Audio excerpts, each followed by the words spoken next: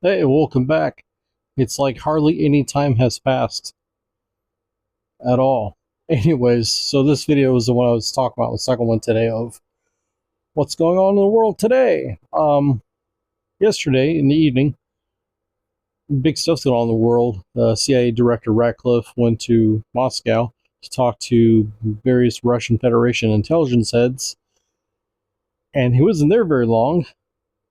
And we're at C-17 now, a group near a Navy CB base and Air Force base. So as a kid, like my fun thing to do was, can I identify a plane by its shape? Cyril says C-130. No, C-130 is not nearly as big as a C-17 Globemaster.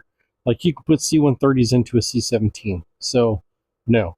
Now something that big, uh, the speculation was maybe that convoy that he was in Moscow came from that, which, several cars, I mean, it can haul tanks, APCs, whatever, easily doable, right?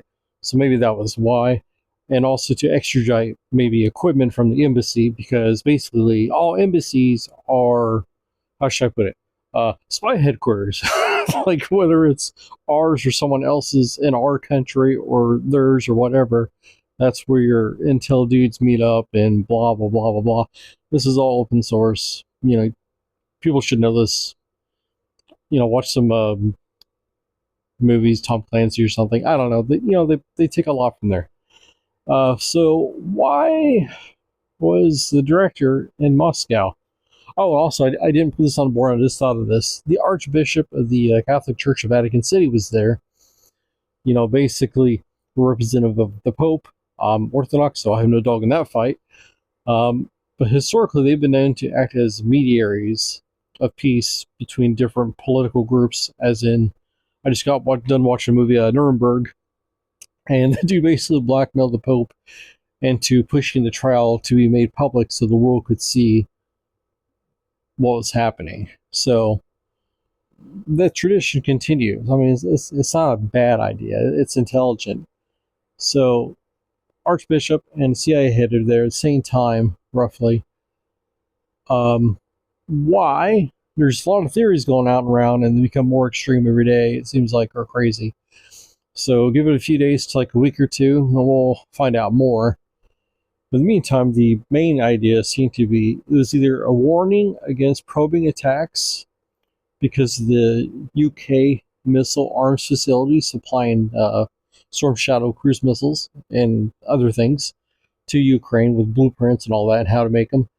And that's a red line with Russia. So Russia said, really, okay, well, it'd be unfortunate if we blew the shit out of them in the UK. So there's that. Maybe, maybe. Another one was the strong reaction in Europe to this. One of the theories is, especially in particular Estonia, I'm actually part Baltic. I'm a quarter Lithuanian, so the Baltics are super interesting to me. I'm always perk up at that. But they Russia might do probing attacks on Estonia. Not a full-on invasion, but maybe launch drones or missiles or whatever. Little clandestine teams. I don't know. Now, again, this is rumor, so hopefully there's something to it.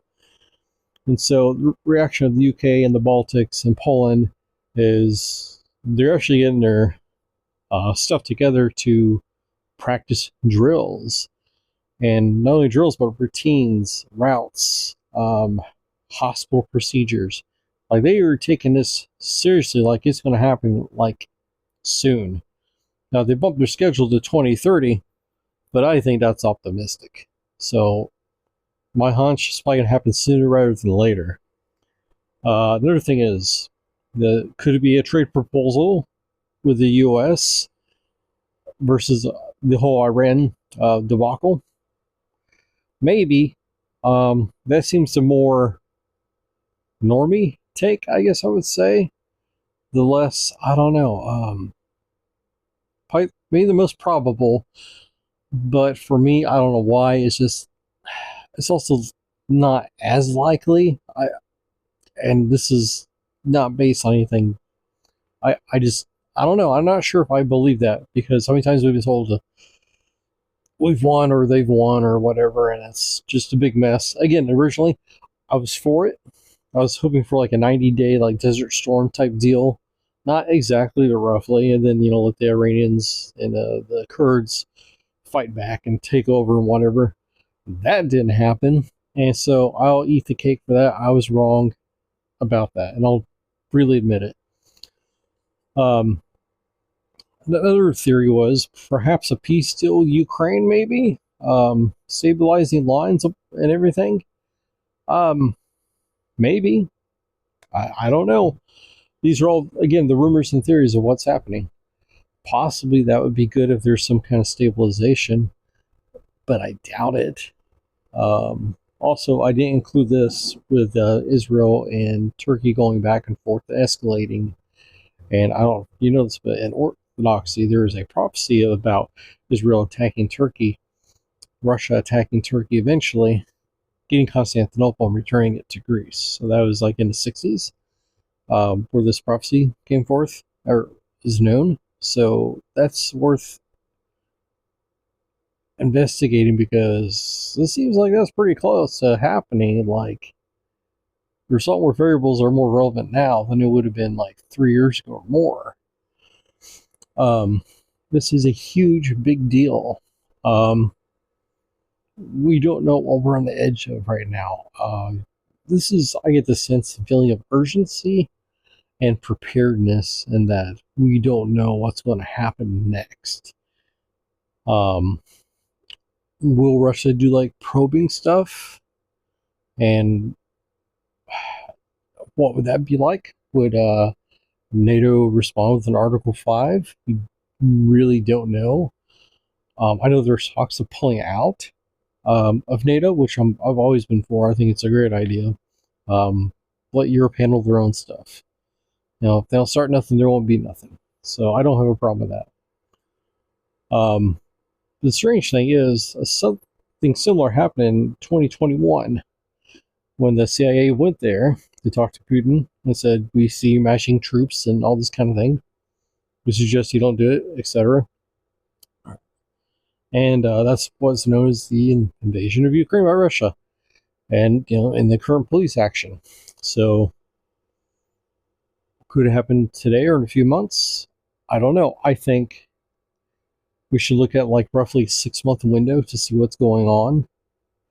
Nothing may happen, nothing at all, and it's just a bunch of smoke and no fire. Or something could happen tomorrow, or in a month, or 3 months, or 6 months. So we really don't know where we're in a situation right now, but I would suggest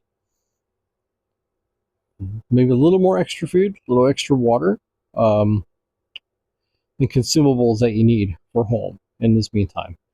I'm not saying to freak out to buy a bunch of toilet paper or a bunch of gas or anything like that, but maybe, a few extra items and just incrementally add a little bit to your grocery list or whatever. Prices are crazy. And that might tide you over. And I was thinking earlier, I live out in the country, on 10 acres, and we got a pump, but there's been such a wet and stormy spring and summer, even winter. The power is going out, it seems like once a month anymore. So want to start looking into getting a manual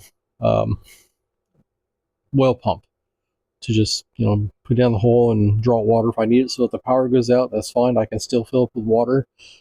You rural guys or anyone with wells on their property, I really suggest you look into that, because if you don't have water, you don't have nothing. You can go without food for quite a while, but you can't go too long without water. Otherwise, you're really going to pay for that and die of dehydration and whatever else. And that's probably the most important prep item right now. Is probably water, and get your water situated, say a reliable source, and food and consumables. Consumables like clothes, blankets and stuff. Fall's not too far from around the corner, and after fall's winter, so we should probably start thinking about this. Right now it's nice and hot, and we're lucky. Also, another thing that was odd is this whole situation took place on a Tuesday. Historically, if you're gonna do like an action that's like begin or the end of the week, or sometimes the beginning of the week, but on a Tuesday this all goes down, that to me is like a red flag. That very strange. Anyways, to quote, Mike Myers, what does it all mean, Basil? I don't know. But I keep watching, keep seeing what's going on.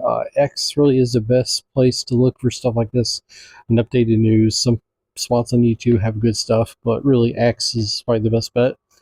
And see where we are. If we do see kinetic engagements at a level that's new, and by new I mean like inter-European conflict,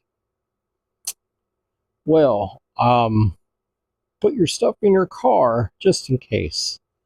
Yeah, I don't know. I got nothing else. Good luck, guys. See you later.